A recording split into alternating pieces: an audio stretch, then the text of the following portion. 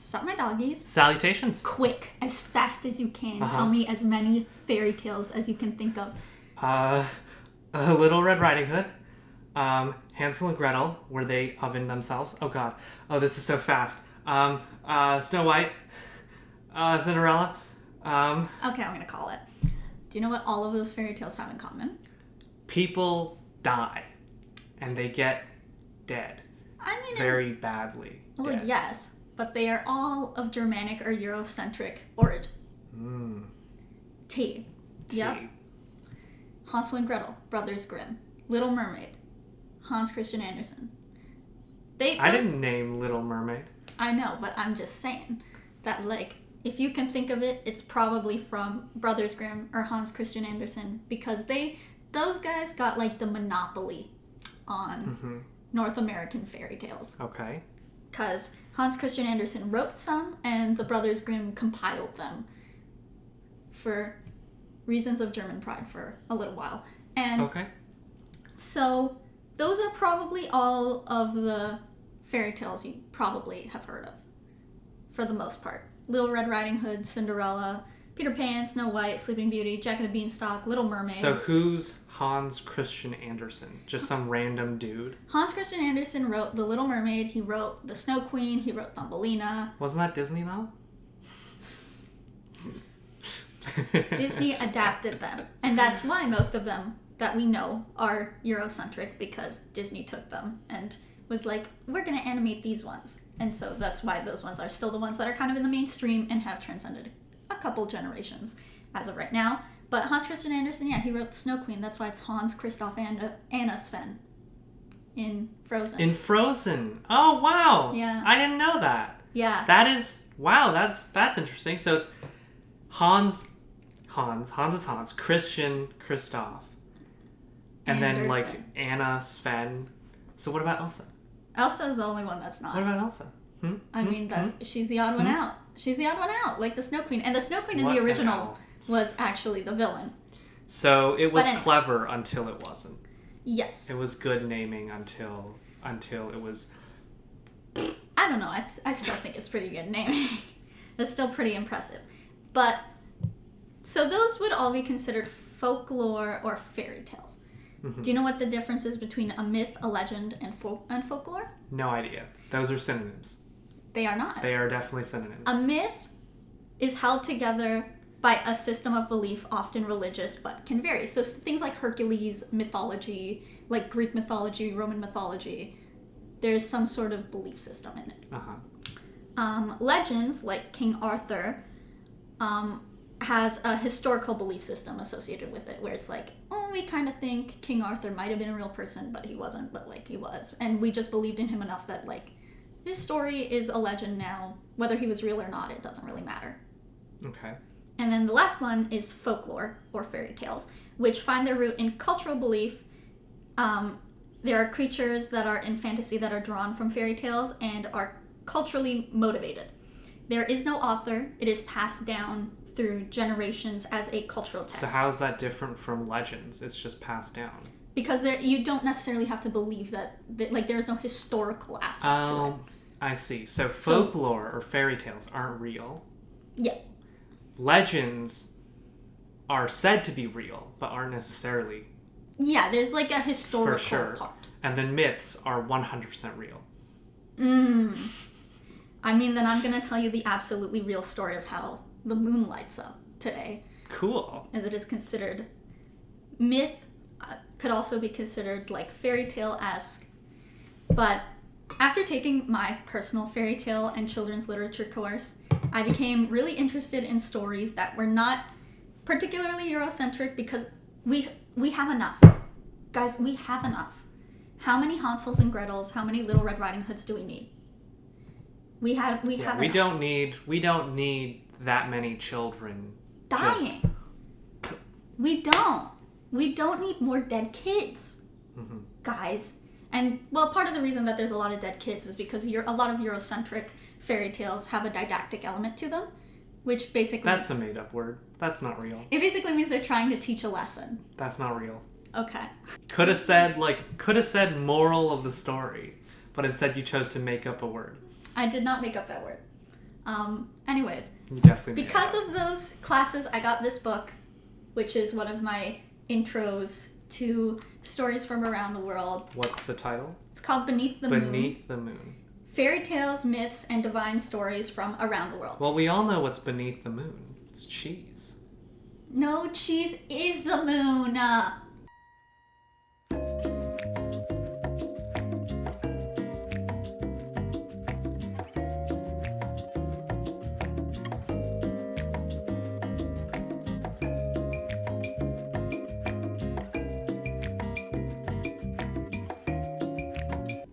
Yeah, so then... Chang'e lives on the moon and she sustains off cheese. Okay. Yeah, so it's cheese. Beneath the moon is also cheese. Can I get back to my video now? My God. Cheese. I do love cheese, though. Exactly. We love cheese. Exactly, so why are you annoyed? Anyway. Anyway, in this book, there are stories from Norway, Nigeria, Mexico, China, Italy, Japan, Turkey, Iraq, France, Mongolia, India, Hawaii, Egypt, among other places. That's just from like flipping through a few pages. So I read them and I was like, these actually slay. They slap so hard. They are so interesting. That combined These stories work. They do work so hard. So this combined with a TikToker I really like. Her name is MochiHanfu, and she shares Chinese legends while doing some of literally the most beautiful makeup I've ever seen in my life. Like, Miss Ma'am is so gorgina. She's, my God. If she watches this, I love you. Okay. That's all. Stop fangirling, okay? And like... There's going to be a lot of that in this video, so you're going to need to calm down, sir. Oh, boy. Anyways, at the time, I was already in the process of reading this book. This is one of my all-time favorite. This is my favorite duology because there's a second one. It's so good. This is so good. Whoa. So I was in the process of reading this book. It's called Daughter of the Moon Goddess. And it's about the daughter of the moon goddess. how'd you figure that out? You some kind of genius or something? I am. I'm actually an English major. Well, this book is right up there with like Anne of Green Gables for me. Like if Anne is here, this one's like here. Really? It's pretty close. I thought it was better. Look, Anne has a nostalgia factor that cannot be replicated. And this definitely does not have bibliotherapeutic elements to it. There is one part that we will talk about in part 2 of this video that That's literally true. I read it before I went to sleep. Guess what? I did not sleep.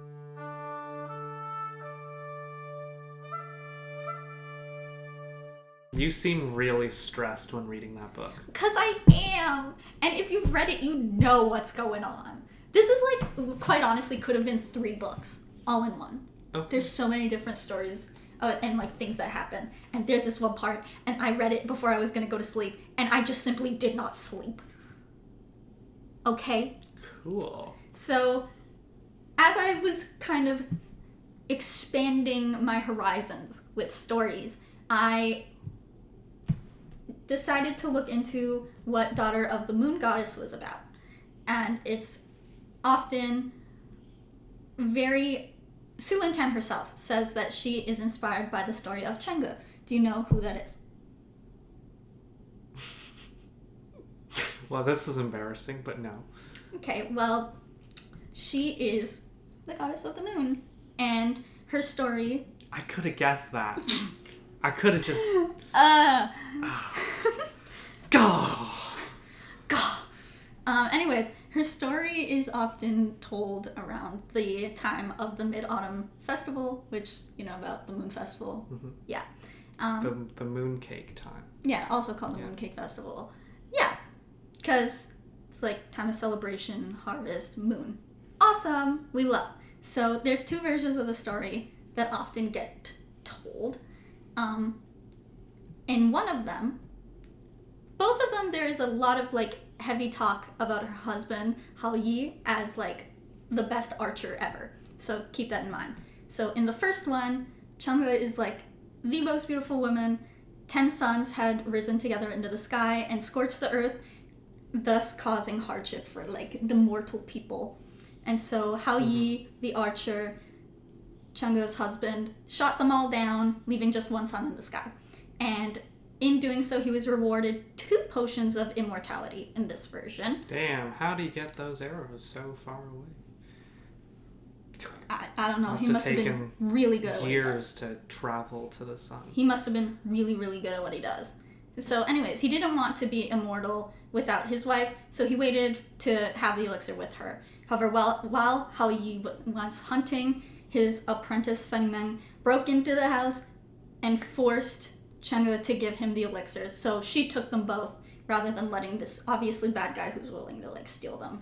And then she went to the moon herself, and HouYi was heartbroken, and he was told what happened.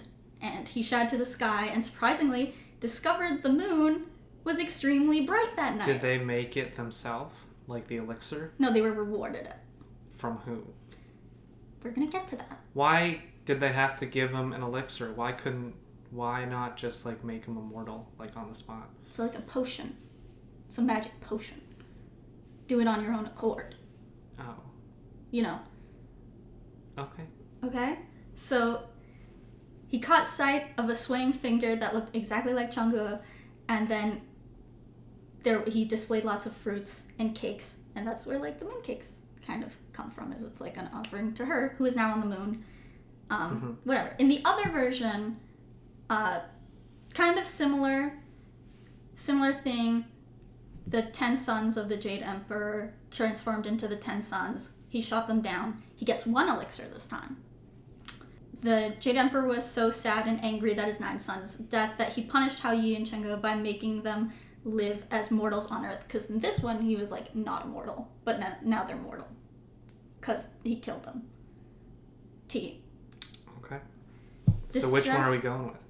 There is aspects of both that we are going to look at. That's why it's important I tell you both. Okay. So, distressed by his wife's grief over becoming... I thought you were going to be we're going with this one, because this one's better. Well, there's aspects of both in both of them. HouYi journeyed to meet the Queen Mother of the West and requested a vial of her elixir. And the Queen Mother warned HouYi that the elixir must be shared upon him and his wife, or else they would not become immortal together. Upon arriving, HouYi stored the vial in a case and warned Chang'e not to open the case before going off on some urgent business. Unable to wait, she returned to heaven alone.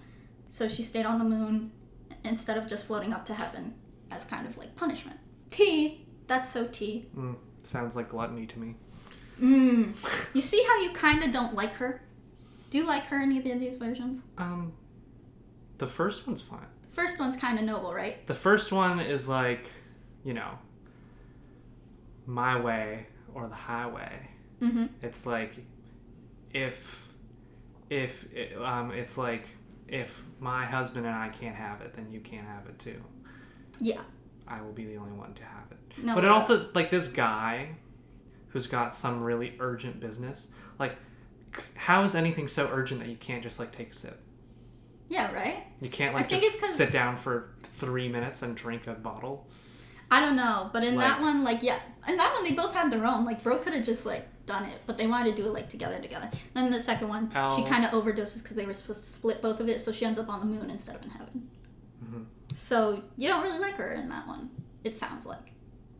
You're kind of Was it, an accident? Just, glug, glug, glug, whoops? Well, I mean... Whoops, I had the whole thing. I don't know. It doesn't really specify. It just says, according to my very specific one that I found, that unable to wait for the return to heaven, she swallowed the entire bottle herself.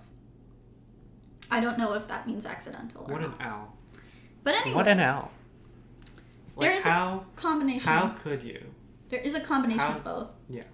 In the first one, when he's, rewarded the elixir, that's kind of more in tune to what happens in Daughter of the Moon Goddess, as it's more of a reward. Mm-hmm. But unlike the first one, where there's 2 of them, there is still only 1 of them.